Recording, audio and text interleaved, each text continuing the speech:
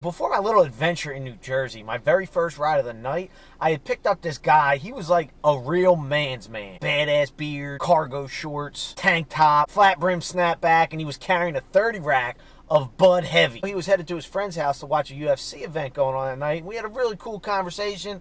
Turns out we had bet on some of the same fighters, and it was just an overall great ride. So before the ride ends, as it sometimes does with a 5-star driver like myself, he asked for my number and said he would hit me up later if he needed a ride home. I said, cool, if I'm around, be happy to take. So then, if you remember, I got the ride from Delco to Jersey, almost got killed, and then I just decided to call it a night. I was headed back home when badass beard tattoo guy gives me a call. And he's like, yo, you around Delco? Come scoop me up. Like I said, I was over the night, but I knew the guy was cool, so I thought, why not? Easy money. He gets in the car flying high. Yo, we're partying tonight, bro. Let's go to the casino. I appreciate the offer, but it's 3 a.m. It's not going to happen. He tried to sell me on the casino a little longer, but he could tell I wasn't budging, so he just told me to take him home. As we're about to pull up to his house, he says, hey, like, no offense or anything, but, like, are you gay?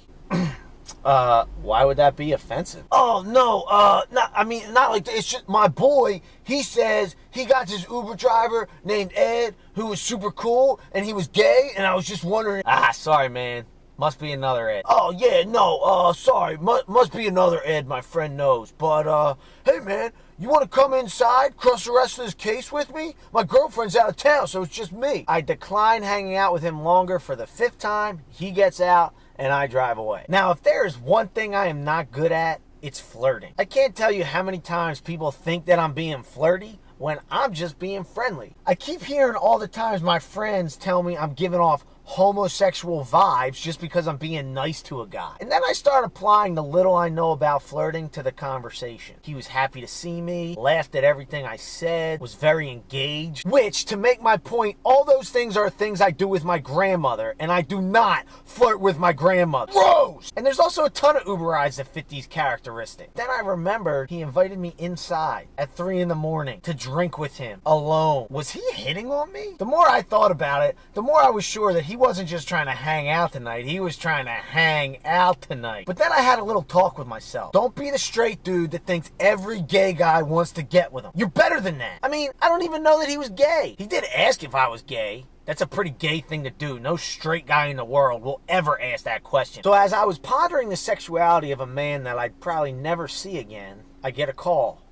from him. He says, hey, sorry to bother you, but I think I left my keys in your car. I can't find them and I'm locked out. The old leave behind. I knew it! No, I'm kidding. Told him I'd look. So I pulled off of the road into the cul-de-sac, and as I'm going down the bottleneck of the cul-de-sac, there's a car with the driver door wide open and a leg hanging out. As I pull past, I notice a woman all done up, looked like she was out for the night, passed out in the front seat. I roll my window down and I'm screaming at her. Yo, I can't even tell if she's breathing or not. So right before I think I gotta get out and check on this girl, she wakes up to one of my screams, looks at me, says, "Golf," and slams the door and goes back to sleep in the front seat. Yikes. So I pull into the cul-de-sac and I start digging through my car looking for this guy's key. A police car comes down the bottleneck into the cul-de-sac. Drove right past the girl whose car was parked halfway on the sidewalk, passed out in the front seat. And at 3 in the morning, in a cul-de-sac, as I'm watching him pull down the street towards me,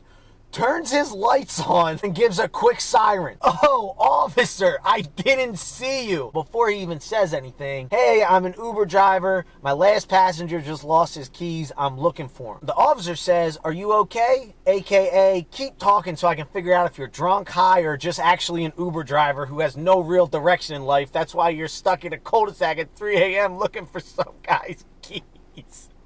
Can a man earn an honest buck without being harassed? So I told the cop, I'm good, but you might want to check on that car that's hanging halfway off the curb there. As the cop starts to U-turn, the girl gets out of her car. She must have been woken up when he turned the siren on, and she's hightailing it across the street, across her front lawn. Cops pulling up to her just as she's getting to her front door, and she screams, leave me the f*** alone! Cop stops in between her house and her car, stares at her drunken park job, shakes his head, and decides to just move along. I watch this whole thing unfold like, what is happening tonight? So I call back maybe gay guy and I tell him, sorry man, couldn't find your keys. And he says, my girlfriend won't be home until Monday, otherwise I wouldn't be so worried. Here you go with the girlfriend bit again. But I wasn't gonna leave this guy hanging. Circle back, he pops in my front seat. He says, hey, if it's cool, just drive me to my friend's house, but first I need to call him to make sure it's okay that I even come over. Since he's sitting next to me, I can hear the whole conversation. Hey man, I locked myself out. Is it cool if I come over? What about Christy? Where's Christy at? Christy's out of town. Wait,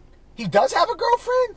See, Ed, this is why you can't assume things about people. Sure, it's cool. Your parents aren't home, right? And look at this. He's a considerate guy, making sure he doesn't want to wake up his friend's parents. I started to get a little ashamed of myself. Don't want to be that person that just assumes somebody else has ulterior motives or is lying to me all the time. And as he's putting his phone down into the cup holder console area, I noticed that whoever the friend he was talking to was saved in his phone as Mom. Mom? That didn't sound like his...